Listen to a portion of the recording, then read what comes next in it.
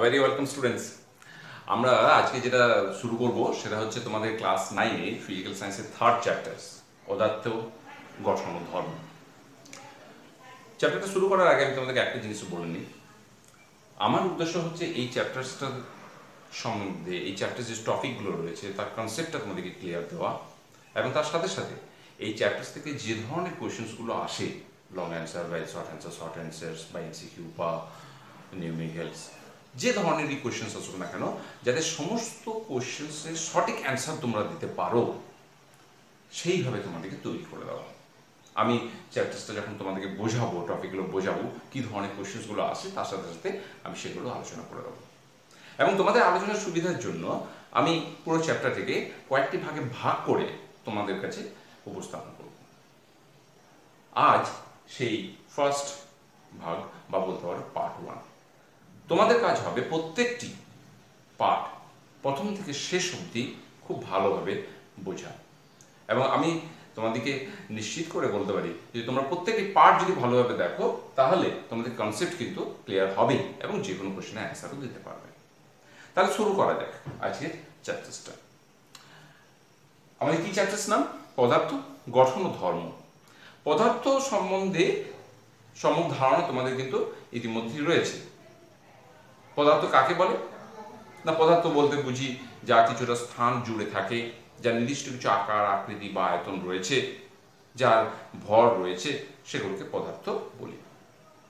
আমাদের চারপাশে আমরা যে সমস্ত পদার্থগুলোকে দেখি সেই পদার্থগুলোকে বা সেই পদার্থের অবস্থাগুলোকে আমরা 3 ভাগে ভাগ করে থাকি। কি কি 3 ভাগ এটাও তোমরা জানো এবং উদাহরণও তোমরা দিতে পারবে। কি কি ভাগ পদার্থকে? পদার্থের ফার্স্ট ভাগ আমরা বলি যে কঠিন, 2 তরল এবং গ্যাসীয়। এগুলো তোমাদের জানা, তবু আমি জাস্ট একবার তোমাদেরকে রিক্যাপ করিয়ে দিই। গ্যাসীয় কঠিন পদার্থ কি বলেছিলাম? যে নির্দিষ্ট আকার বা আকৃতি রয়েছে, তার নির্দিষ্ট আয়তনও রয়েছে। কঠিন পদার্থ কোনগুলো? আমাদের বাড়িতে কঠিন পদার্থ প্রচুর জিনিস দেখি, যেমন ধরো আলমারি, তোমার বই, খাতা, চেয়ার, টেবিল, এগুলো সব কঠিন পদার্থের মধ্যেই পড়ে এবং এগুলো ইনডোর গার্ডেন তুমি হাত দিয়ে টাচ করেও দেখতে পারবে। তরল পদার্থ কি? না, তরল পদার্থের আয়তন তো রয়েছে কিন্তু নির্দিষ্ট কোনো আকার নেই। তরলকে যে পাত্রে রাখা হবে তরল সেই পাত্রের আকার ধারণ করে, তাহলে এই নির্দিষ্ট আকার নেই। ক্লিয়ার? নির্দিষ্ট আকার নেই। তরল পদার্থের কথা বললেই সবচেয়ে আগে তোমাদের যে কথাটা মনে পড়ে সেটা হচ্ছে জল। জল হচ্ছে একটি তরল পদার্থ। আর গ্যাসীয় পদার্থের ক্ষেত্রে কি? গ্যাসীয় পদার্থের নির্দিষ্ট আকারও নেই, কোনো আয়তনও নেই। ক্লিয়ার?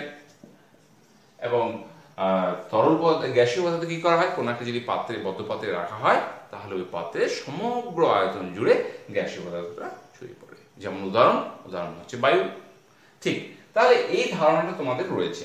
এবার একটা জিনিস একটু এখান থেকে একটু আগে আমরা যদি যাই তাহলে দেখো কঠিন পদার্থের ক্ষেত্রে কি হয়। যদি কোনো কঠিন পদার্থ, যেমন ধরো তোমার বাড়ির একটা চেয়ার বা টেবিল, যে জায়গাটাতে রয়েছে সেই জায়গাটাতেই ও থেকে যাবে যতক্ষণ না সেটাকে আমি বা অন্য কেউ সেই জায়গাটা থেকে সরিয়ে নেয়।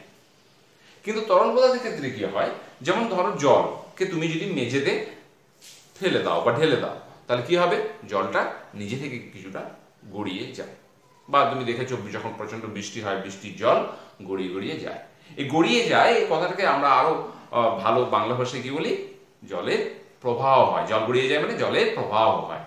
আবার ঠিক একই রকম ভাবে আমরা দেখেছি যে বলি যে হাওয়া দিচ্ছে, বায়ু বইছে। আরো ভালো ভাষায় বলতে গেলে বায়ু হাওয়া দিচ্ছে, এটাকে আমরা যদি একটু ভালো ভাষায় বলতে বলি তাহলে কি বলবো? বায়ুর প্রবাহ হচ্ছে। তাহলে কি হচ্ছে যে কঠিন পদার্থ নিজে থেকে নিজে অন্য জায়গায় কিন্তু চলে যেতে পারে না বা এর কোনো প্রবাহ হয় না। কিন্তু তরল এবং গ্যাসীয় পদার্থ এদের প্রবাহ হয়।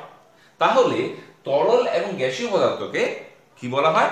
প্রবাহী বলা হয়। তাহলে এখানে আমরা আরেকটা দেখো নতুন টার্ম পেলাম, সেটা হচ্ছে প্রবাহী। তাহলে তোমাদের অনেক সময় কোশ্চেন্স আছে, আমি তোমাকে বলেছিলাম যে চ্যাপ্টারটা আমি প্রত্যেকটা কোশ্চেন্সও তোমাদেরকে আলোচনা করে দেবো। তাহলে এখানে কোশ্চেন্স আছে কি যে প্রবাহী বলতে কি বোঝো বা প্রবাহী কি, এবং তার সাথে কোশ্চেন্স আছে যে উদাহরণ দাও। তাহলে উদাহরণটা তুমি তো এখন আমি অলরেডি বলেই দিলাম। তাহলে প্রবাহী যদি আমাকে ডেফিনিশনস বলতে হয় তাহলে আমরা কি বলবো, যা প্রবাহিত হতে পারে, যা প্রবাহিত হতে পারে তাই প্রবাহী, যা প্রবাহিত হতে পারে, ক্লিয়ার, তাই হচ্ছে প্রবাহী। এই প্রবাহীর নির্দিষ্ট কোনো আকার বা আকৃতি বা দৃঢ়তা নেই, ক্লিয়ার। আর উদাহরণ যদি তোমাকে বলতে বলে তাহলে কি বলবে, তরল এবং গ্যাসীয় পদার্থ। তাহলে প্রবাহী কাকে বলে আমরা বুঝলাম। আচ্ছা, এইবার দেখো আস্তে আস্তে আমরা কিন্তু চ্যাপ্টারটার মধ্যে যাচ্ছি। চ্যাপ্টারটার মধ্যে আরো ভিতরে ঢোকার আগে আমরা দুটো টার্ম সম্বন্ধে কিন্তু আমরা একটু পরিচিত হয়ে নিই। কি কি দুটো টার্ম? একটা বলা হয় ঘাত। ঘাত, আচ্ছা আমি তোমাদেরকে এই ফিজিক্যাল সায়েন্স পড়ানোর সময় একটা কথা সবসময় বলি যে তোমরা ইংলিশ টার্মগুলো সম্বন্ধে একটু একটু করে কিন্তু এখন থেকে পরিচিত হও। ঘাতকে বলা হয় থ্রাস্ট। এই ইংলিশ টার্মগুলো যদি তোমরা যদি এখন থেকে একটু একটু করে পরিচিত হও তাহলে কি হবে, তোমরা যখন পরবর্তী ক্ষেত্রে ক্লাস 11-12 যখন যাবে তখন দেখবে তোমাদের পক্ষে অনেক ইজি হবে। অনেক জিনিস অলরেডি তোমরা জেনে গেছো, হয়তো জিনিসগুলো জানা থাকবে কিন্তু টার্মটার জন্য তুমি রিলেট করতে পারবে না। কিন্তু এখন থেকে যদি টার্মগুলো রিলেট করতে থাকো, ছোট ছোট টার্মগুলো, তাহলে দেখবে অনেক কিছুই তোমরা এগিয়ে যাবে। তাহলে ঘাত কাকে বলে, এই একটা নতুন টার্ম আমরা পেলাম, ঘাত কাকে বলে। তাহলে একটি তলের, দেখো আমি একটু ডেফিনিশনটা লিখি, এটা ডেফিনিশনটা লেখার কারণ রয়েছে, আমি তোমাকে একটু বুঝিয়ে দেবো। একটি তলে কোনো ক্ষেত্রফলের উপর, কোনো ক্ষেত্রফলের উপর উপর লম্বভাবে প্রযুক্ত মোট বল, লম্বভাবে প্রযুক্ত প্রযুক্ত মোট বল, মোট বলকে ঘাত বলে, ক্লিয়ার। আচ্ছা, আমরা অনেক সময় কি করি যে ডেফিনিশনস গুলো পড়ে নিই, ডেফিনিশনস গুলো মুখস্থ করার চেষ্টা করি, কেন, যদি ঘাত কাকে বলে আমাকে লিখতে হবে। কিন্তু যদি ডেফিনিশনস গুলো পড়ার সময় একটু তোমরা যদি বুঝে পড়ো তাহলে দেখবে অনেক কিছু ইজি হয়ে গেছে। আমি কি ডেফিনিশনটা লিখলাম, দেখো একটি তলে কোনো ক্ষেত্রফলের উপরে লম্বভাবে প্রযুক্ত মোট বলকে ঘাত বলা হয়। তাহলে ঘাতটা কি জিনিস, ঘাতটা আর কিছুই নয়, ঘাতটা বল। তাহলে ঘাত আর বল কিন্তু আলাদা নয়। আচ্ছা, আরেকটা জিনিস ইম্পর্টেন্ট, আমি এখানে জিনিসটা দেখো বলেছে মোট বল কি, মানে ঘাতের ডেফিনিশন দেওয়ার সময় আমরা বলটার উপরে, মোট টোটাল যে ফোর্সটা বলটার উপরে আমরা কিন্তু জোর দিচ্ছি। তাহলে ঘাত বলের সাথে সম্পর্কিত, এটা আরেকটু তুমি ডিটেলসে বুঝবে আমি যখন তোমাকে বোঝাবো। তাহলে এইটাকে বলছে একটি তলের কোনো ক্ষেত্রফলের উপর লম্বভাবে প্রযুক্ত মোট বলকে ঘাত বলে। তাহলে এখানে একটা কোশ্চেন আসে যেটা, যে ঘাত কি ধরনের রাশি। আচ্ছা, তাহলে ঘাতটা কি, আমি একটু আগে তোমাকে বললাম ঘাতটা বল ছাড়া আর কিছু নয়। তাহলে ঘাতটা কি ধরনের রাশি হবে, না ঘাত হচ্ছে ভেক্টর রাশি। কেন, আমরা জানি এর আগের চ্যাপ্টারে আমি ডিটেলস আলোচনা করেছিলাম যে বল হচ্ছে ভেক্টর রাশি। তাহলে ঘাতও যদি এক ধরনের বল হয় তাহলে ঘাত নিশ্চয়ই ঘাতটাও ভেক্টর রাশি হবে, ক্লিয়ার হয়ে গেল। আচ্ছা, এরপর আবার যে কোশ্চেন্স গুলো আসে, যেমন ধরো আমি তোমাকে বলেছিলাম যে যখনই কোনো কিছু নতুন টার্ম পড়বে তখন তার সংজ্ঞা, তার ম্যাথমেটিক্যাল রিপ্রেজেন্টেশন, গাণিতিক রূপ, তার একক এবং তার মাত্রা, এই জিনিসগুলো সম্বন্ধে জানবে। তাহলে মাত্রা কি হবে, ঘাতের মাত্রা কি, দেখো আলাদা করে মনে রাখার কিচ্ছু প্রয়োজন নেই। ঘাতটা হচ্ছে এক ধরনের বল, তাহলে বলের যা মাত্রা হবে ঘাতেরও তাই মাত্রা হবে। বলের মাত্রা কি আগে কিভাবে এসেছিল সেটা আমি আগের চ্যাপ্টারে, আগের বল গতি ভিডিওটাতে আমি ডিসকাশন করেছিলাম। তাহলে মাত্রা হচ্ছে m l t⁻⁻², m যেখানে ভর, l যেখানে লেন্থ এবং t যেখানে সময় বোঝায়। আচ্ছা, একক কি, একক কি, ঘাতের একক কি। আচ্ছা, ঘাতের একক বলার সময় আবার তোমাদের একটা জিনিস বলি, যেহেতু ঘাত একটি বল তাহলে বলের যা একক হবে ঘাতেরও তাই একক হবে। তাহলে আমরা নতুন একটা টার্ম জানলাম, কিন্তু দেখো নতুন টার্মের সমস্ত কিছু আমাদের কিন্তু নতুন করে জানতে হচ্ছে না, একটু জাস্ট রিলেট করার চেষ্টা করো, তোমাদের পক্ষে ইজি হয়ে যাবে। তাহলে ঘাতটা হচ্ছে একটা বল, তাহলে বলের যা একক হবে ঘাতেরও তাই একক হবে। বলের কি একক ছিল একটু মনে করিয়ে দিই, আমরা দু ধরনের এককের কথা তখন বলেছিলাম, একটা বলেছিলাম পরম একক আর একটা আমরা বলেছিলাম অভিকর্ষীয় একক। এই দু ধরনের এককের কথা আমি কিন্তু এই আগের ভিডিওটা বল গতি চ্যাপ্টারটাতে পড়েছিলাম, যারা দেখোনি তারা দেখে নিও, অভিকর্ষীয় একক, ক্লিয়ার। আচ্ছা, পরম এককে কি কি একক বলেছিলাম, একটা বলেছিলাম ডাইন, ডাইন বলেছিলাম যেটা সিজিএস সিস্টেমে, সিজিএস পদ্ধতিতে। আরেকটা যেটা তোমাকে বলেছিলাম সেটা বলেছিলাম নিউটন, সেটা বলেছিলাম এসআই সিস্টেমে। তেমনি অভিকর্ষীয় একক বলার সময় আমি তোমাদেরকে বলেছিলাম যে গ্রাম ভার, গ্রাম ভার, জিএফ সিজিএস সিস্টেমে, আর কিলোগ্রাম ভার এটা এসআই সিস্টেমে। তাহলে এই ধরনের এককগুলোর কথা আমি তখন বলেছিলাম। আচ্ছা, এইবার এই যে তোমার এখানে অনেক সময় কোশ্চেনও আছে, আমি একটা ডিটেলসে চলে যাই যে এই দুই ধরনের যে একক এদের মধ্যে কি ধরনের সম্পর্ক। তুমি দেখো ঘাতের পরম একক হচ্ছে এসআই পদ্ধতিতে নিউটন, আর অভিকর্ষীয় পদ্ধতিতে হচ্ছে তোমার কিলোগ্রাম ভার। এই দুটোর মধ্যে কি ধরনের রিলেশনস দেখো, 1 kgf কিগ্রা ভারটাকে আমরা কি বলি kgf, যেমন গ্রাম ভারটাকে আমরা gf দিয়ে ডিনোট করলাম, আমরা এটাকে kgf দিয়ে kgf এসআই সিস্টেমে, অবভিয়াসলি এসআই সিস্টেমে।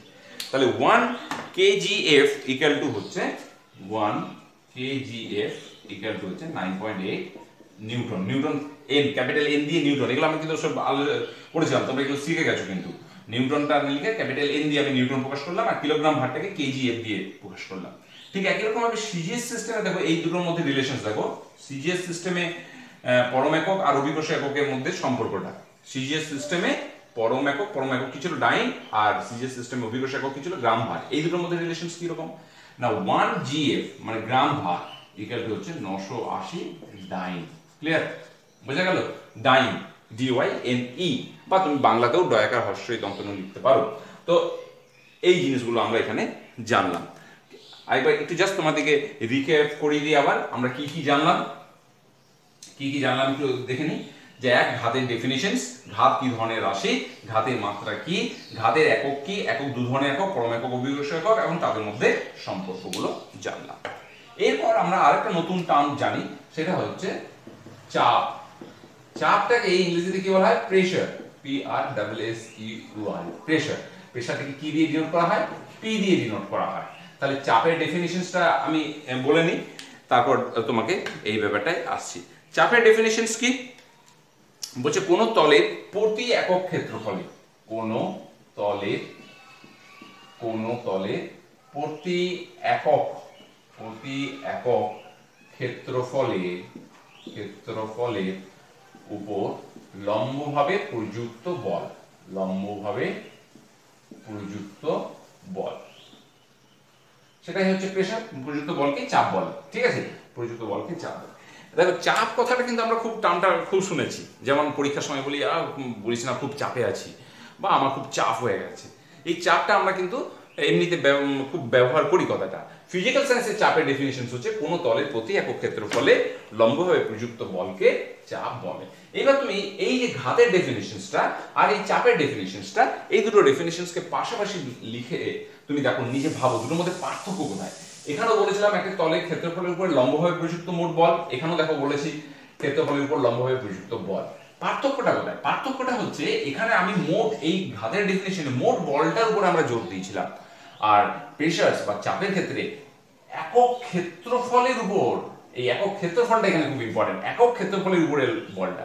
এখানে ক্ষেত্রফলটা সম্বন্ধে আমাদের কোনো ব্যাপার ছিল না, বলটাই এখানে আসল। আর এখানে প্রতি একক ক্ষেত্রফলে কতটা বল প্রযুক্ত হচ্ছে সেটা আমাদের আসল। তাহলে এই চাপকে আমরা কিভাবে লিখবো?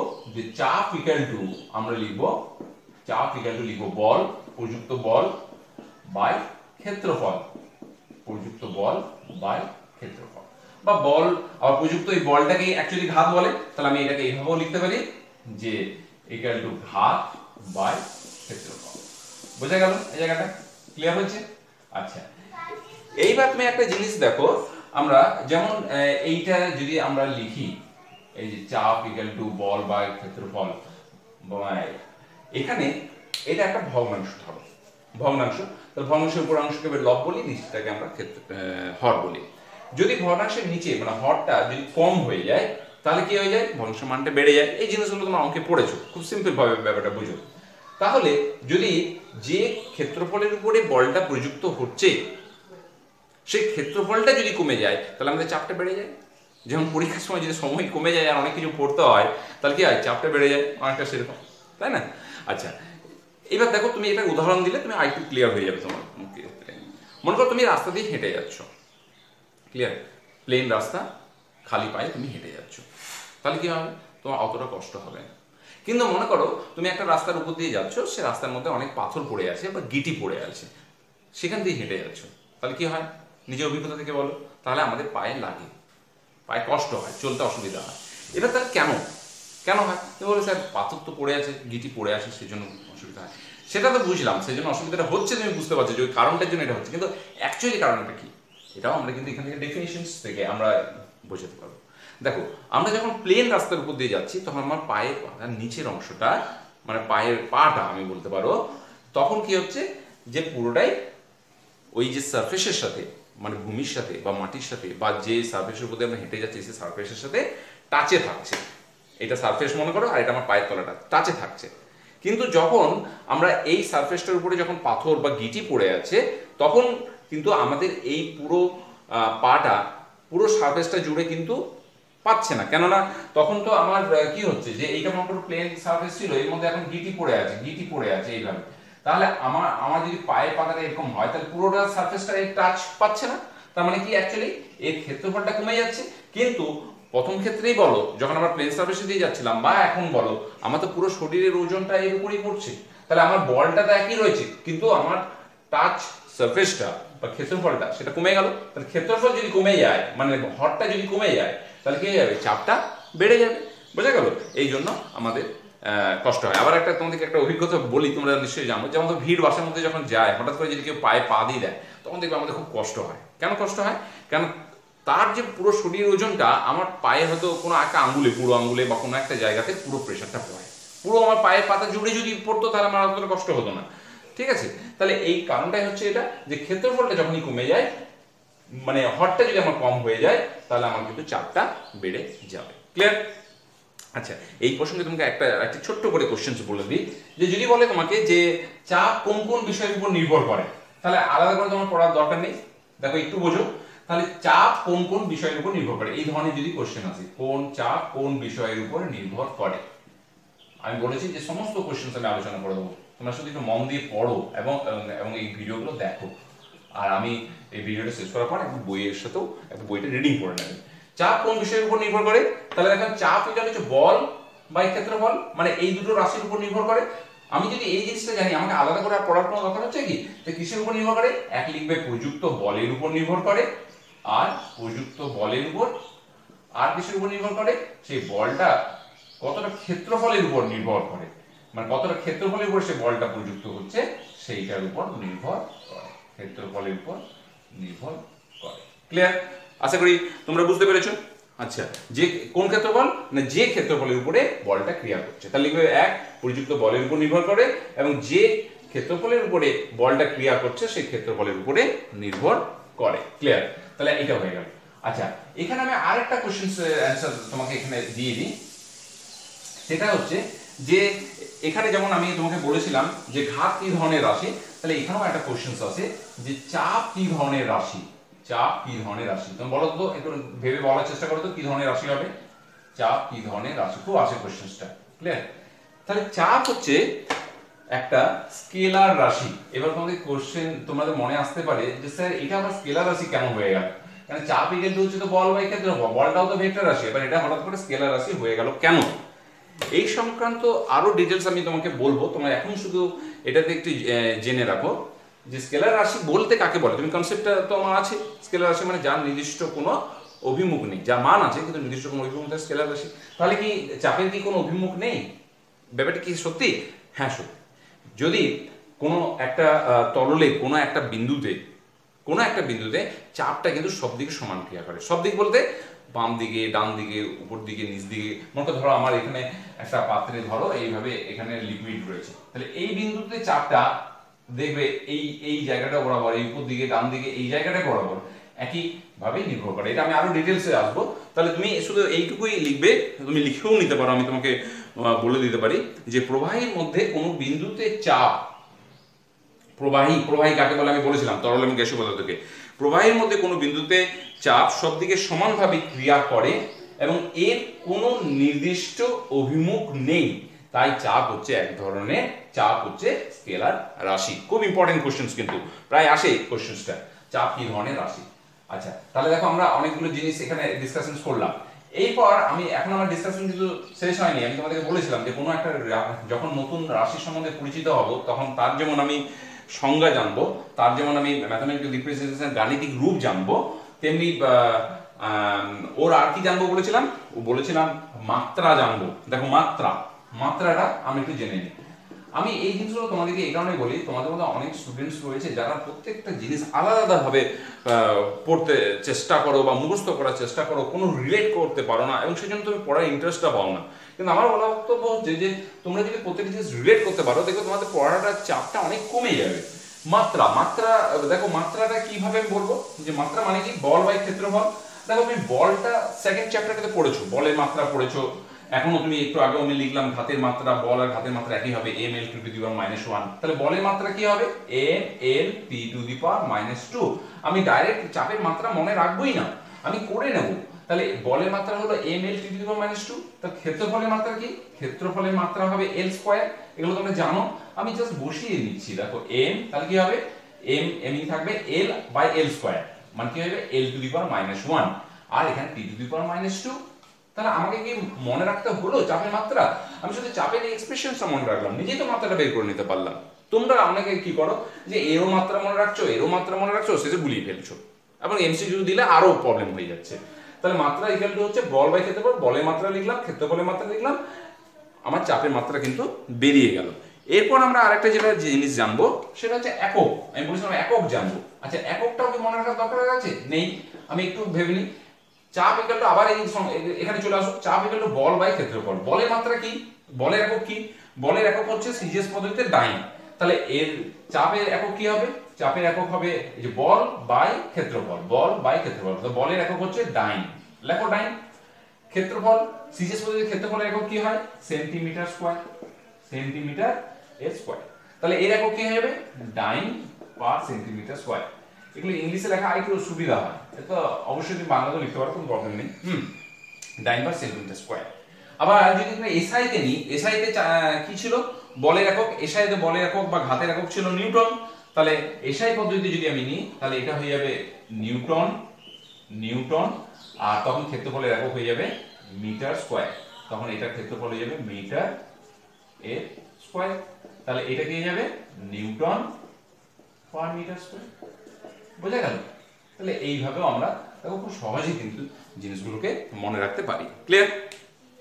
আচ্ছা, এইখানে আরেকটা জিনিস তোমাদেরকে বলে রাখি, নতুন টার্ম, এই নিউটন পার মিটার স্কয়ার মানে প্রতি একক বর্গমিটারে যে বল প্রযুক্ত হচ্ছে, কত বল প্রযুক্ত হচ্ছে, 1 নিউটন। এই নিউটন পার মিটার স্কয়ারটাকে বলা হয় প্যাসকাল, প্যাসকাল বলা হয়। এই প্যাসকালটাকে লেখার সময় ক্যাপিটাল পি আর স্মল a দিয়ে আমরা ডিনোট করি। অনেক সময় দিতে পারে 1 প্যাসকাল কি, তাহলে কি লিখবে, যে প্রতি বর্গমিটার ক্ষেত্রফলের উপরে 1 নিউটন বল প্রযুক্ত হলে তাকে 1 প্যাসকাল বলা হয়। তার মানে 1 প্যাসকাল মানে হচ্ছে, আমি এটা লিখে নিই একটু, 1 প্যাসকাল 1 PA প্যাসকাল, ঠিক আছে, ইকুয়াল টু হচ্ছে 1 নিউটন পার মিটার স্কয়ার। আমি এটা পুরোটা ইংলিশে এই কারণে লিখলাম, তোমরা এগুলো একটু একটু করে বোঝার চেষ্টা করো, বা তোমরা না পারলে বাংলায় লিখতে পারো, কিন্তু এগুলো বোঝার চেষ্টা করো। 1 প্যাসকাল, বাংলাতেও প্যাসকাল লিখতে পারো, 1 newton per metre square. Clear? তাহলে এই এসআই পদ্ধতিতে দুটো এককের কথাও আমরা এখানে জেনে নিলাম। তাহলে আমার ঘাত জানলাম, চাপ জানলাম, দুটোর মধ্যে আমি পার্থক্য করলাম। এটা ঘাতে আমরা মোট বলটার উপরে জোর দিই, কিন্তু চাপের ক্ষেত্রে একক ক্ষেত্রফলের উপর বলটার উপর জোর দিই। কি ধরনের রাশি, মাত্রা, একক, তাদের মধ্যে সম্পর্ক, এই ব্যাপারগুলো আমরা এখানে জেনে নিলাম। এইটা আরেকটা জিনিস তোমাদেরকে এখানে কোশ্চেনস আমি বলি, অনেক সময় কোশ্চেনস আছে যে তোমাদের, যে চাপ এবং ঘাতের মধ্যে সম্পর্ক কি, এটা 1 মার্কসের কোশ্চেন আছে। তাহলে চাপ ইকুয়াল টু কি, ঘাত বাই ক্ষেত্রফল। তুমি শুধু এইটুকু যদি লিখে দাও, চাপ ইকুয়াল টু ঘাত বাই ক্ষেত্রফল, তাহলে হবে।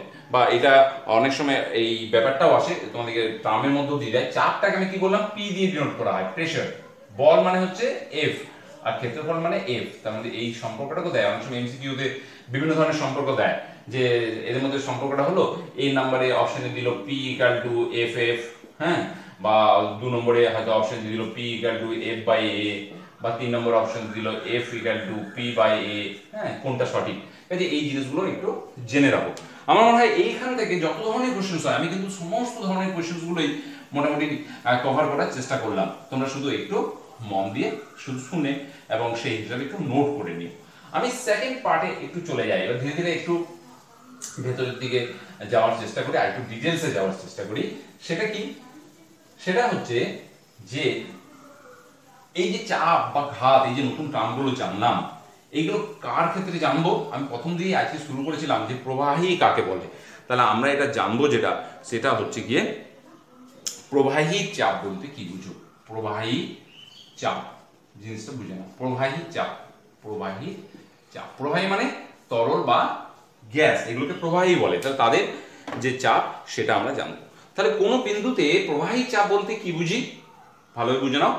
ওই বিন্দুকে কেন্দ্র করে একক ক্ষেত্রফলের উপরে, ওই একটু লিখে নিই তাহলে আমার বুঝতে সুবিধা হবে। ওই বিন্দুকে, কোন এটা লিখবে একটু, আমি পুরো ডিটেলস লিখলাম না। কোনো বিন্দুতে প্রবাহী চাপ বলতে বুঝি ওই বিন্দুকে কেন্দ্র করে একক ক্ষেত্রফলের উপর, একক ক্ষেত্রফলের উপর প্রবাহী কর্তৃক, মানে প্রবাহী দ্বারা, প্রবাহী কর্তৃক প্রযুক্ত বল। ঠিক আছে, লম্বভাবে প্রবাহী কর্তৃক লম্বভাবে প্রযুক্ত বল, সেটাকে আমরা বলবো প্রবাহী চাপ, লম্বভাবে প্রযুক্ত বল। ক্লিয়ার? তাহলে প্রবাহী চাপ বলতে কি বুঝবো, লিখবো যে কোনো বিন্দুতে প্রবাহী চাপ বলতে বুঝি ওই বিন্দুকে কেন্দ্র করে একক ক্ষেত্রফলের উপরে প্রবাহী কর্তৃক বা প্রবাহী দ্বারা লম্বভাবে প্রযুক্ত বল। তাহলে যদি এবার তোমরা বলে তরলের চাপ বলতে কি বুঝবো, তাহলে এইখানে যদি প্রবাহী জায়গায় শুধু তরল লিখে দিলেই হয়ে যাবে। ঠিক আছে, বা গ্যাসীয় চাপ বলতে কি বুঝবো সেখানে লিখে দিলেই হয়ে যাবে। এবার আমরা একটু ক্যালকুলেশনস করে দেখি অ্যাকচুয়ালি ব্যাপারটা কি। মনে করো, ধরো একটা প্রবাহীর উদাহরণ আমি বললাম যে একটা তরল পদার্থ, সে জল, তেল, কেরোসিন যাই হোক না কেন। ঠিক আছে, তাহলে মনে করো কোনো একটা বিন্দুতে আমার প্রবাহী চাপ বা তরলের চাপ আমাকে নির্ণয় করতে হবে। কিভাবে নির্ণয় করছি একটু দেখে নাও, একটু মন দিয়ে দেখে নাও জায়গাটা। মনে করো এখানে আমার একটা পাত্র রয়েছে, ক্লিয়ার? ঠিক, এই পাত্রের মধ্যে কি রয়েছে, ডি ঘনত্বের একটা তরল রয়েছে, জল হোক বা কিছু হোক, ডি ঘনত্বের একটা তরল রয়েছে। তাহলে এই তরলের ঘনত্ব কত আমি একটু লিখে নিই। তরলের তাহলে ঘনত্বটা বললাম ডি। আচ্ছা, ঘনত্বের একক, ঘনত্ব কাকে বলে তোমার জানা আছে তো? তো ঘনত্ব হচ্ছে ভর বাই আয়তন। এককটা কি হয়, গ্রাম পার সেন্টিমিটার কিউব, সিজিএস যদি নাও, আর এসআইতে নিলে কেজি পার মিটার কিউব। তাহলে তরলের ঘনত্বটা ধরলাম ডি একক। হ্যাঁ, ডি, আমি আর বিশেষ কিছু এককটা লিখলাম না, ডি একক, সেটা গ্রাম পার সেন্টিমিটার বা যাই কিছু নেবে, এখানে ইম্পর্টেন্ট ব্যাপারটা না। তাহলে ডি ঘনত্বের একটা তরল রাখা আছে। আমাকে ধরো এই বিন্দুটাতে চাপটা নির্ণয় করতে হবে। এই বিন্দুটা কোথায় না, এইটা হচ্ছে এই উপরিতলের, এটা যদি উপরিতল হয় তাহলে উপরিতল থেকে এইচ গভীরতায়, উপরিতল থেকে এই এইচ গভীরতায় একটা মনে করো বিন্দু রয়েছে, এটা ধরো এ বিন্দু, এই এ বিন্দুতে চাপটা নির্ণয় করতে হবে। ক্লিয়ার? বোঝা গেল? কিভাবে নির্ণয় করব এবার প্রসেসগুলো দেখো। আমরা কি করলাম, এই বিন্দুটাকে কেন্দ্র করে একটা একক ক্ষেত্রফল কল্পনা করলাম, বা বৃত্তাকার ক্ষেত্র একটা কল্পনা করলাম। তাহলে এই বৃত্তের ক্ষেত্রফল যেটা, সেটাই হবে এর ভূমির ক্ষেত্রফল। এবং এখানে এইচ উচ্চতার একটা আমি চোঙ, তরলের চোঙ ভেবে নিলাম, এইচ উচ্চতার। ক্লিয়ার? তাহলে এই এইচ উচ্চতার এই যে চোঙের যে মধ্যে যে তরল, বা এই যে চোঙের তরলের যে আয়তন, বা তার সেই আয়তনে বা সেই আয়তনে যে তরল কর্তৃক যে চাপ, সেটা আমাদেরকে বের করতে হবে। বোঝা যাচ্ছে ব্যাপারটা আমি কি বললাম? আবার বলি, এই বিন্দুতে একটা তরলের উপরিতল থেকে এইচ গভীরতায় আমরা এই বিন্দু একটা কল্পনা করে নিলাম, আমাকে এই বিন্দুতে চাপটা বের করতে হবে। সেই জন্য কি করলাম, এই বিন্দুকে কেন্দ্র করে একটা বৃত্তাকার ক্ষেত্র কল্পনা করলাম, এবং এইচ উচ্চতার একটা চোঙ আমি কল্পনা করে নিলাম। তাহলে আমি এই উচ্চতার যে চোঙ, এর আয়তনটা বের করি। তাহলে এখানের মধ্যে যে তরলটা, সেই আয়তনটা আমি বের করে নিতে পারবো। তাহলে আয়তন কত হবে না, আমরা জানি আয়তন মানে হয় ভূমির ক্ষেত্রফল, ভূমির ক্ষেত্রফল ইনটু উচ্চতা। এটা আমরা জানি, লিখে নিলাম, ভূমির ক্ষেত্রফল ইনটু উচ্চতা। ক্লিয়ার? এই বিন্দুতে আমি একটা একক ক্ষেত্রফল কল্পনা করেছি। আমরা ধরে নিলাম ওই একক ক্ষেত্রফলটা হচ্ছে এ ক্ষেত্রফল। ঠিক আছে, এ ক্ষেত্রফল। তাহলে এখানে ভূমির ক্ষেত্রফল হচ্ছে এ।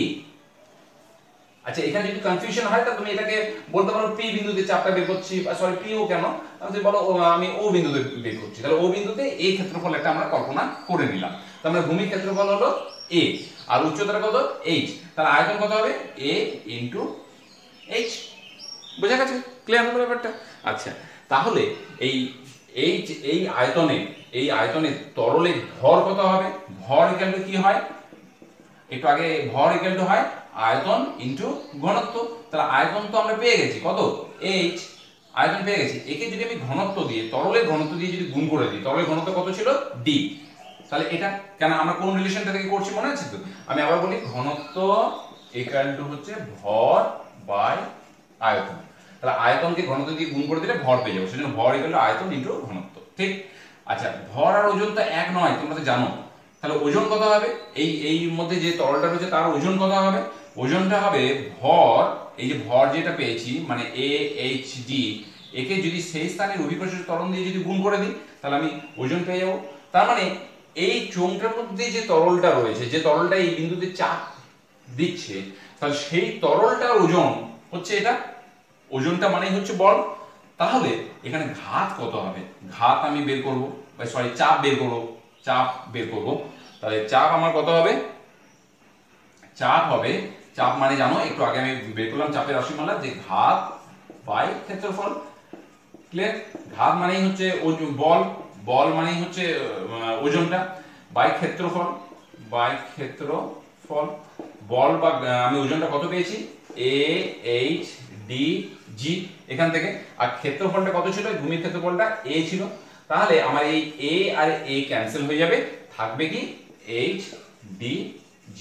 তাহলে আমি কি দেখলাম, যে h গভীরতায় ও বিন্দুতে যে আমাদের চাপ যে আমরা বের করলাম সেটা হচ্ছে HDG। আবার মনে করি যে h টা কি? h টা হচ্ছে গভীরতা, d হচ্ছে ঘনত্ব, আর g হচ্ছে ওই স্থানের অভিকর্ষজ ত্বরণ। তাহলে আমরা এইভাবে তরলের বা মধ্যে কোনো একটা বিন্দুতে চাপটা বের করে নিতে পারি। এই প্রসঙ্গে তোমাকে আমি একটা ছোট্ট জিনিস বলে রাখি, এখানে যে চাপটা সেটা হচ্ছে প্রবাহী কর্তৃক যে বলটা, মানে প্রবাহী কর্তৃক যে চাপটা, কিন্তু এখানে মোট যে চাপ সেটা কিন্তু এটা নয়। ক্লিয়ার করে নাও, এটা অনেক সময় এই ছোট ছোট কনসেপ্ট গুলো ক্লিয়ার রাখো। এটা হচ্ছে প্রবাহী, মানে এখানে যে তরলটা রয়েছে, তরলটাই বিন্দুতে যে চাপটা দিচ্ছে সেটা হচ্ছে এটা। তাহলে মোট চাপ কত হয়?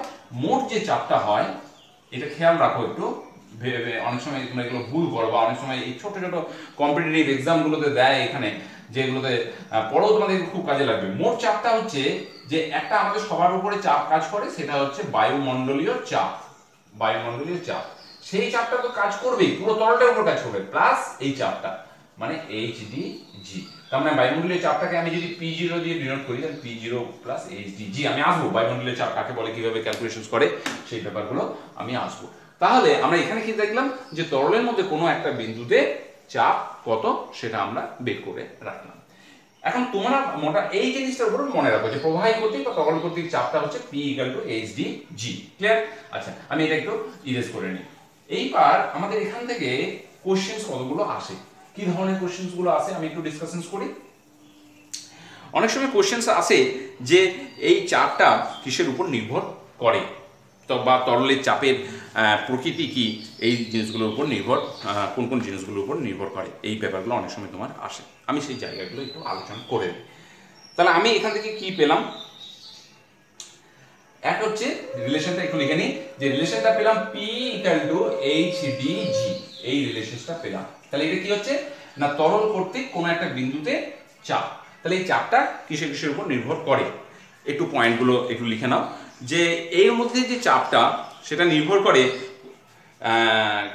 আমি একটু লিখি।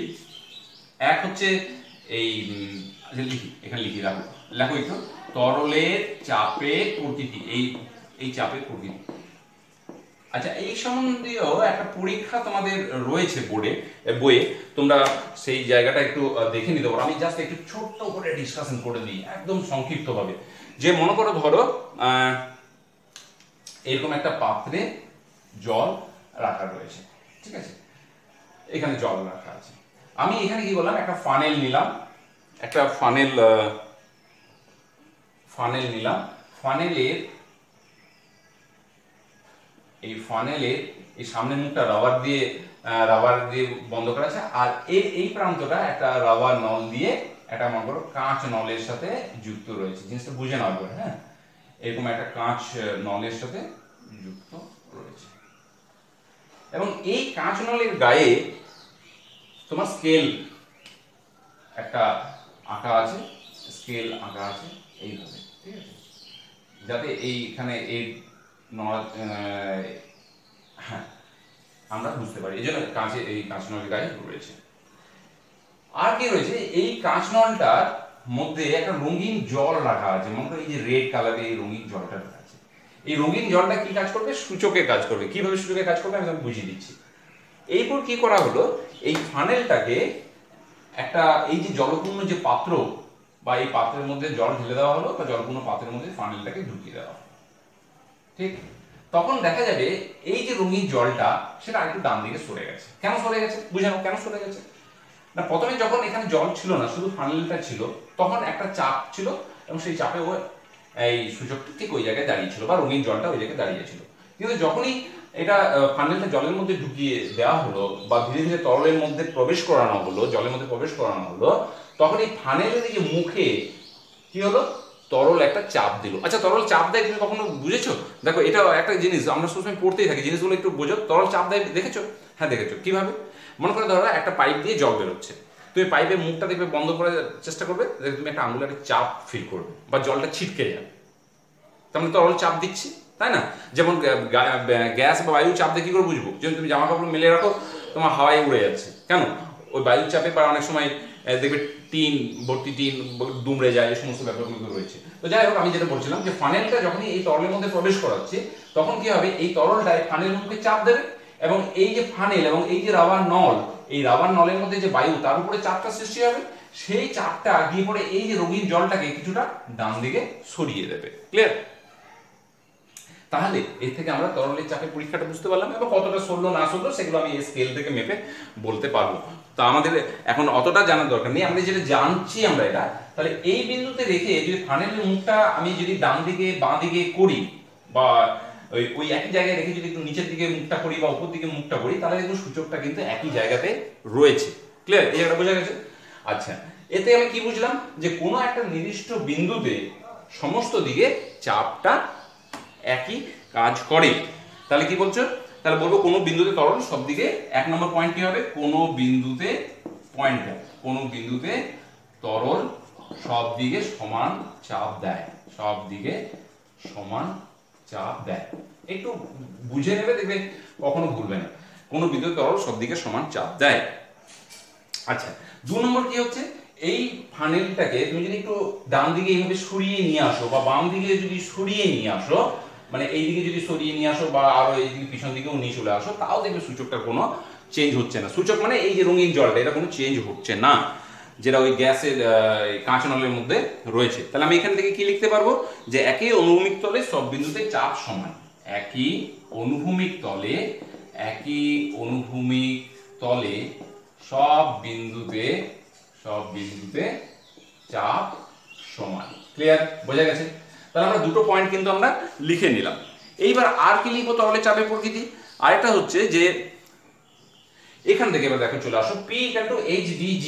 আচ্ছা, একই জিনিস বলো তো, যদি মনে করো H এর মান, H টা কি ছিল, গভীরতা ছিল, একটু আগে আমি তোমাকে বললাম। তাহলে H টা যদি চেঞ্জ হয়, মানে যদি বাড়ে, তাহলে কি হবে, P টা বাড়বে। H টা যদি কমে, তাহলে কি হবে, P টা কমবে।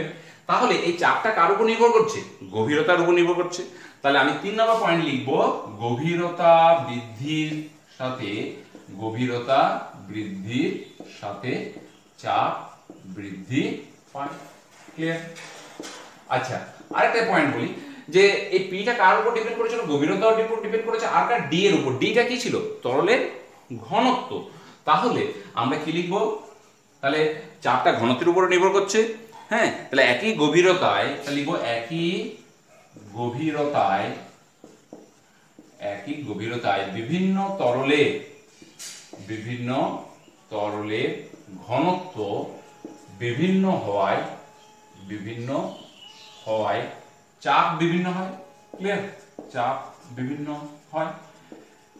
আমার বলার বক্তব্য হচ্ছে যে আমি এই যে পয়েন্টগুলো, সেগুলো আলাদা করে তো আমার মনে রাখার প্রয়োজন নেই। একটু যদি ভেবে নাও, একটু যদি রিলেট করে নাও, রাশিগুলোর সাথে পরিচিত হয়ে যাও, তাহলে তো দেখবে নিজেই পয়েন্টগুলো লিখতে পারবে। আর একটা পয়েন্ট আমরা এখান থেকে যেটা লিখবো, যে তরলের সমোচ্চশীলতা ধর্ম বজায় থাকে। তরলের, যদিও ওই 4টে পয়েন্ট লিখলে যথেষ্ট, আমি আর একটা পয়েন্ট এখানে এক্সট্রা তোমাদেরকে বলে দিলাম, তরলের সমোচ্চশীলতা ধর্ম বজায় থাকে। ঠিক? এইবার আমরা এখানে আবার একটা নতুন টার্ম শিখে গেলাম, নতুন টার্ম জানলাম, সেটা হচ্ছে কি, সমোচ্চশীলতা ধর্ম। তাহলে এটা আমাদেরকে জানতে হবে। এটা আসলে বোঝা গেছে তরলের কোনো একটা বিন্দুতে চাপ নির্ণয় করা এবং সেই তরলের চাপের প্রকৃতি। এইবার আমরা এখানে একটা শিখলাম যে তরলের সমোচ্চশীলতা ধর্ম বজায় থাকে। তাহলে সমোচ্চশীলতা ধর্মটা কি একটু বুঝে নিই। সমোচ্চশীলতা ধর্ম, অনেক সময় কোশ্চেন আছে যে তরলের সমোচ্চশীলতা ধর্ম কি, আমি এটা ইরেজ করে দিই তাহলে। তাহলে তরলের সমোচ্চশীলতা ধর্ম বলতে কি বুঝো এবং এর ব্যবহার কি, ঠিক এই কোশ্চেনটা অনেক সময় আসে।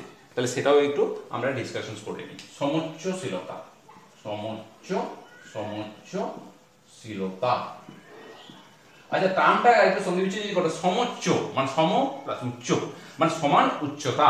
তাহলে তরলের সমান উচ্চতার ধর্মটা কি রকম বলছে, বিভিন্ন আকার এবং আকৃতির কয়েকটি সংযুক্ত পাত্রে একটিতে যদি জল ঢালা হয় তাহলে সবকটি পাত্রে জলের যে উচ্চতাটা সেটা সমান হয় বা একই উচ্চতায় পৌঁছায়। এটাকে তরলের সমোচ্চশীলতা ধর্ম বলে।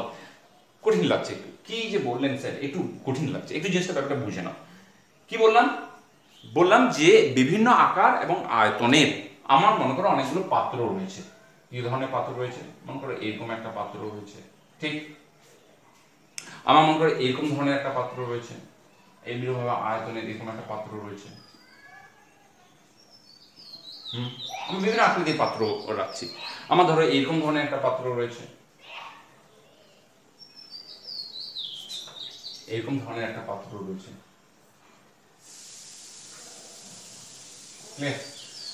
আমার ধরো এরকম একটা সোজা এরকম একটা পাত্র রয়েছে, একটা ধরো এরকম পাত্র রয়েছে। তাহলে এই যে পাত্রগুলো রয়েছে, যদিও এগুলো সবগুলো আমি খোলা মুখ করে রেখেছি দুদিকটায়, তো এরকম ধরনের পাত্রগুলো রয়েছে। এই পাত্রগুলো যদি একটা কমন মানে সংযুক্ত করা হয়, এইভাবে যদি সংযুক্ত করে দিলাম এবং তার নিচটা যদি একটা আমি কমন পাইপের সাথে আমরা যদি এইভাবে যুক্ত করে দিলাম, তাহলে কি হলো, বিভিন্ন আকার বা আকৃতির বা আয়তনের যে পাত্রগুলোকে সেটা সংযুক্ত করা হলো এবং সংযুক্ত করার পর আমি কোনো একটিতে জল, কোনো এটা বন্ধ করে দিই নাহলে জলটা তো পড়ে যাবে, হ্যাঁ। তাহলে কোনো একটি যদি আমি জল ঢেলে দিলাম, মনে করো ধরো আমি এটাতেই জল ঢাললাম বা এটাতে জল ঢাললাম, তাহলে কি হবে, তখন দেখা যাবে যে কি দেখা যাবে যে এই প্রত্যেকটা পাত্রে যে জলের যে লেভেলটা সেটা কিন্তু ওই একই পৌঁছেছে। তাতে আকার আকৃতিগুলো কিন্তু আলাদা আলাদা, আয়তন আকার সবগুলো আলাদা, কিন্তু যখনই জল ঢালবো, যতটুকু জল ঢাললে দেখা যাবে যে সবগুলোর ক্ষেত্রে একই উচ্চতায় জলের লেভেলটা পৌঁছেছে। এইটাকে তরলের সমোচ্চশীলতা ধর্ম বলে। ক্লিয়ার? তাহলে ডেফিনিশনটা আরেকবার একটু লিখে নাও বা মনে করে নাও যে বিভিন্ন আকার ও আয়তনের কয়েকটি সংযুক্ত পাত্রের কোনো একটিতে জল ঢাললে কোন একটা পাত্রে জল ঢাললে সবকটি পাত্রে সমান উচ্চতায় জল পৌঁছাবে এবং তরলের এই ধর্মটিকে আমরা সমোচ্চশীলতা ধর্ম বলি। তাহলে কোশ্চেন, এই সমোচ্চশীলতা ধর্ম কোথায় ব্যবহৃত হয়? দেখো, সমোচ্চশীলতা ধর্ম ঘরে তোমাদের বাড়িতেও ব্যবহৃত হয়। আমাদের এইরকম ধরনের তো আমরা পাত্র ইউজ করি না, এরকম ধরনের পাত্র তোমরা ইউজ করো না ঠিকই, বা কিন্তু এই ব্যবহারটা রয়েছে। যেমন ধরো তোমাদের বাড়িতে জলের ট্যাঙ্ক রয়েছে, এবার জলের ট্যাঙ্কটা কোথায় থাকে? ছাদে। এবার তোমার জলের যে কলগুলো সেগুলো তো বিভিন্ন জায়গায় রয়েছে, কোনটা রান্নাঘরে রয়েছে, কোনটা বাথরুমে রয়েছে, কোনটা একটা বাইরে রয়েছে, বেসিনে রয়েছে। কিন্তু কি দেখবে যে তুমি যে কোনো কল খুলবে সবগুলোতেই তুমি জল পাবে। কেন? এই ধর্মের জন্য। বা তুমি দেখো তোমার পাড়ায় যে একটা দেখবে কমন জলের ট্যাঙ্ক রয়েছে এবং সেখান থেকে পুরো ওই পাড়াতে জল সরবরাহ করা হচ্ছে, এই তরলের সমোচ্চশীলতা ধর্মের জন্য। এগুলো ব্যবহার। আরেকটা তোমার ব্যবহার বলে দিই, যেমন শৌচাগারে যে অটো ফ্ল্যাশ যে ইউজ করা হয় সেটাও হচ্ছে তরলের সমোচ্চশীলতা ধর্মের জন্য। ক্লিয়ার? তাহলে এই ব্যাপারগুলো বোঝা গেছে। আমি তোমাদেরকে বলেছিলাম আর একটা জিনিস, যে এই ব্যাপারগুলো তোমাদেরকে এমনভাবে আমি পড়াবো যাতে তোমাদের সমস্ত ধরনের কোশ্চেন্সগুলোর অ্যান্সার এবং তার সাথে নিউমেরিক্যালসও করতে পারো। আমি তো কোশ্চেন্সগুলো অ্যান্সারগুলো আমি ডিসকাশন করলাম, এইবার একটা আমি ছোট্ট একটা অঙ্ক করে দিই। তাহলে 50 মিটার, দেখো লিখে নাও, 50 মিটার একটা উঁচু জলস্তম্ভে চাপ নির্ণয় করো। অঙ্ক দিল 50 মিটার উঁচু জলস্তম্ভে চাপ নির্ণয় করো। নির্ণয় করো। অঙ্কটা কিভাবে করছি একটু দেখে নাও। খুব সিম্পল, একটা জিনিস বুঝে নাও, বাকিগুলো তুমি সব পারবে।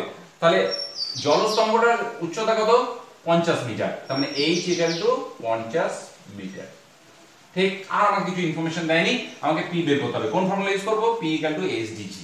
তাহলে এত কিছু দেয়নি, কিভাবে ইউজ করব? অনেক সময় যেটা দেয়নি কিন্তু দেওয়াও থাকে, যদি নাও দেওয়া থাকে তুমি মনে রাখবে এখানে জলস্তম্ভের চাপ বের করছে, তাহলে জলের ঘনত্বটা আমাকে জেনে নিতে হবে। জলের ঘনত্ব কত হয়? 1000 কিগ্রা পার মিটার কিউব। এটা তোমরা কিন্তু মুখস্থ রাখবে, আর যদি দিয়ে দেয় তাহলে ঠিকই আছে। আর জি মান হচ্ছে অভিকর্ষিত ত্বরণ, অভিকর্ষিত ত্বরণের মান তোমরা জানো 9.8 মিটার পার সেকেন্ড স্কয়ার। ঠিক, তাহলে আমি এইচডিজি পেয়ে গেলাম, তাহলে পিটা বের করে নিতে পারবো। তাহলে P equal two H, H এর ভ্যালু বসাও 50, ডি, ডি মানে হচ্ছে 1000, আর জি, জি মানে হচ্ছে 9.8। ইউনিট কি হবে? ইউনিট কি হবে? খুব ইম্পর্টেন্ট, দেখো মিটার, ডি হচ্ছে কিগ্রা পার মিটার কিউব, জিটা মিটার পার সেকেন্ড স্কয়ার, মানে সবগুলো এসআই সিস্টেমে দেওয়া আছে। তাহলে চাপের এসআই ইউনিট হবে, তাহলে আমি লিখতে পারি নিউটন পার মিটার স্কয়ার, বা এটাকে আমি প্যাসকালও লিখে দিতে পারি। যদি দেখো কোনো ইউনিট, এটা হয়তো এসআই তে দেওয়া আছে, এটা সিজিএস এ দেওয়া আছে, বা এইটা ধরো 50 মিটার না দিয়ে যেটা 50 সেন্টিমিটার দিত, তাহলে আমাকে কি করতে হতো? এটাকে আমি মিটারে কনভার্ট করে নিতে। মনে রাখবে আমার এখানে যতগুলো রাশি রয়েছে সব রাশিগুলো কিন্তু একই সিস্টেমে হওয়া চাই, চাই সবগুলো এসআই না সবগুলো সিজিএস। এই জিনিসটা সবসময় মাথায় রাখবেন, নইলে এখানে ভুল হয়ে যায়। তাহলে এটাকে যদি আমি ক্যালকুলেশনস করি তাহলে আসবে 4.9 into 10 to the power 5 newton per metre square. তাহলে এত চাপ। তাহলে এরকম ধরনের খুব ছোট্ট কোশ্চেন্স তোমাদের থাকে, অনেক সময় তোমরা নিউমেরিক্যালস গুলো অ্যাভয়েড করে নাও। অ্যাভয়েড একদম করবে না, একটু ভেবে নেবে। আমি তোমাকে বললাম নিউমেরিক্যাল কারিগরি বেশিরভাগ যেটাতে থাকে সেটা হচ্ছে যে এই যে রাশিগুলো রয়েছে, রাশিগুলো কোনোটা এসআই সিস্টেমে, কোনোটা সিজিএস সিস্টেমে এভাবে দেওয়া থাকে। যদিও এখানে সবগুলোই তোমার এসআই সিস্টেমে দেওয়া আছে, ওর কোনো প্রবলেম হয়নি। যদি দেওয়া থাকতো এটা 50 সেন্টিমিটার মানে সিজিএস সিস্টেমে, তাহলে তুমি এটাকে এসআই সিস্টেমে করে নিতে, আর এটাতে কোনো প্রবলেম হয়নি, জাস্ট ভ্যালুগুলো আমরা বসিয়ে দিলাম। তা আশা করি এই সংক্রান্ত যে প্রাথমিক যে ব্যাপারটা সেটা আমি সম্পূর্ণভাবে ডিসকাশন করতে পেরেছি। তাও যদি তোমাদের কোনো কোশ্চেন্স থাকে তোমরা আমাকে মেসেজ করে জানাতে পারো, এবং ভিডিওটা প্রথম থেকে শেষ অবধি বারবার দেখবে, এবং অন্যান্য বন্ধুদেরকেও এটি তুমি শেয়ার করবে, এবং নিজেও যদি সাবস্ক্রাইব এখনো না করে থাকো তোমরা সাবস্ক্রাইব করে নেবে, এবং অবশ্যই লাইক দেবে। ভালো থেকো, সুস্থ থাকো, বাই বাই।